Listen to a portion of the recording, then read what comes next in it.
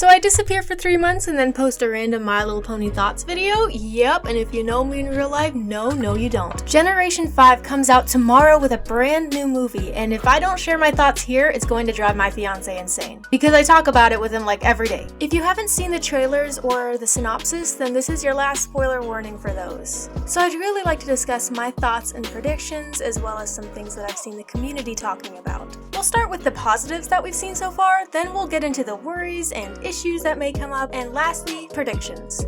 So one of the very first things that we got to see with Generation 5 were the character designs and switch from 2D to 3D animation. Both of these I absolutely love. The designs do seem a little bit simple, but they always were in G5, and I think that the new character models really make up for that. With 3D animation, you can make a lot more body types than you could with the 2D. I mean, you look at G4, we got like one body type, the Granny Smith body, the Big Mac body, and the Princess body, and that was pretty much it. But if you take a closer look at the main characters that we've seen so far, they each have slight differences to their body. Pip is short and chubby, completely adorable, has different wing style than the other characters. And if you take a look at Izzy, she's actually slightly taller than the other ponies. And don't get me started on the background and side characters that we've seen so far. The new body types and just diversity in character models is amazing.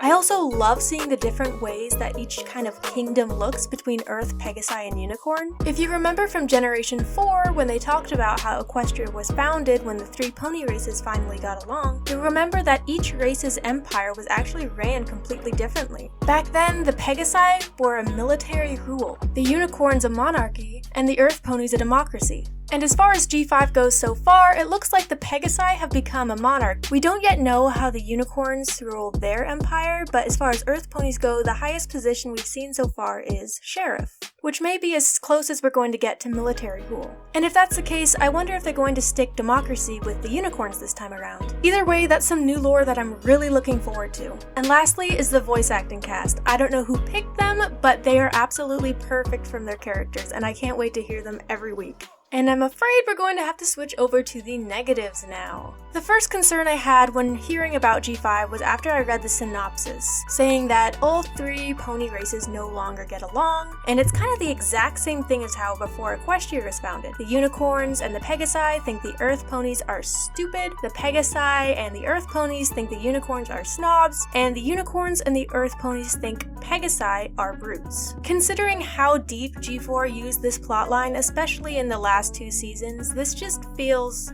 overdone. And on the topic of species, this is my biggest issue. The last time we left Equestria, it was a melting pot. Pegasi, Earth Pony, Unicorn, Diamond Dog, Dragon, Buffalo, Griffin, so on and so forth, they all lived together, and as we saw, some were even able to fall in love, since we already know that Pegasi, Unicorn, and Earth ponies are pretty common to have mixed in the family. So does this mean that when Equestria split up into different races, all of those families were split apart, and the non-pony races were forced to move back to their original countries? While that's a very dark thought, I also think that maybe it's possible that there is a community inside of what used to be Equestria where these species still get along. Now, my next issue is a bit of a controversy in the brony community, and that's technology. Those who hate it say that those who like it are overlooking the issues that it's going to bring and it's going to be cringy. Those who like it say that those who hate it are just being soft, and that technology has always been a part of Equestria in lights, arcade machines, and other things we see during the show. However, I think both sides completely misunderstand each other. When people say they have a problem with technology, what we're really talking about is the social media aspect. Now, I don't think social media becoming part of the equestrian world is necessarily a bad thing. In fact, I think it can bring about a lot of fun episodes in the future. However, the issue comes when it's a little too integrated into the plot and the show and the characters themselves. Especially since we learned that one of our main characters is a social media influencer. If you're someone like me that loves watching cartoons, then I'm sure you've seen companies force into a trend or meme that's hot during the time they wrote it, but even by the time that the episode or ad airs, it already feels dated and cringy. 3 years in the future, am I going to be sitting through a rerun where I watch one of the main characters do a Fortnite dance for TikTok or reference berries and cream. Social media references really affect rewatch value. I mean, look at Space Jam 2. I couldn't watch it was too painful. Equestria being a fantasy universe, it's one of its biggest draws, especially for those of us who watch it for escapism. It's one of the reasons that I loved Adventure Time over all other shows. That doesn't mean that adding social media is going to ruin it though. It could handle it pretty well, such as Star vs. the Forces of Evil, where it was set in present day, social media was part of it, but it was never the main highlight, and cringy jokes were never forced into the lines of the characters. But I don't want to be too quick to judge until I've seen the movie, so we'll see where it goes. Fingers crossed they don't pull a Wreck-It Ralph 2 on us.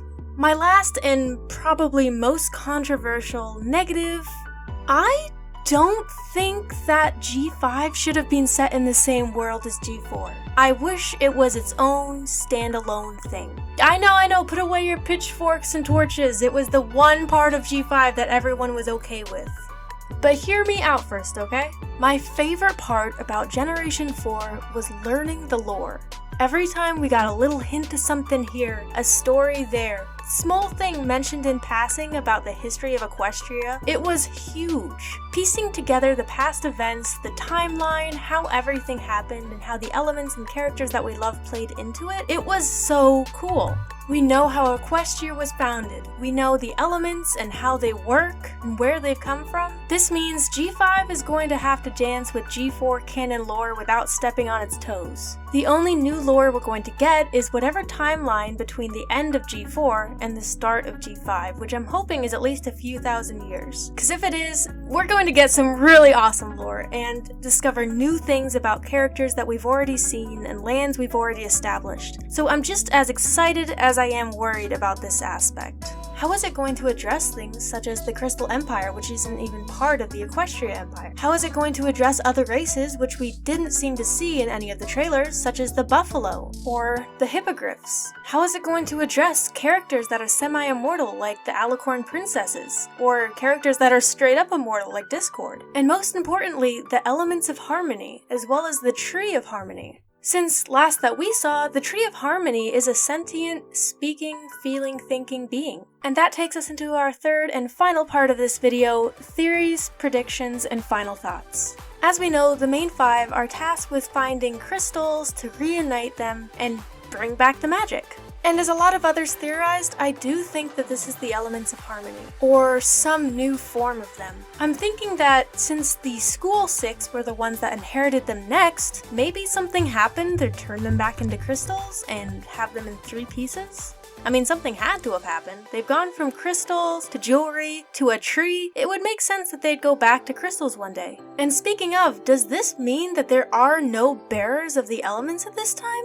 Jeez, the School Six really dropped the ball with that one. In the end, I don't think the crystals are really going to bring back the magic. I think it'll have to do with friendship, or friendship is required for the crystals to work. Kinda like the Crystal Heart in the Crystal Empire.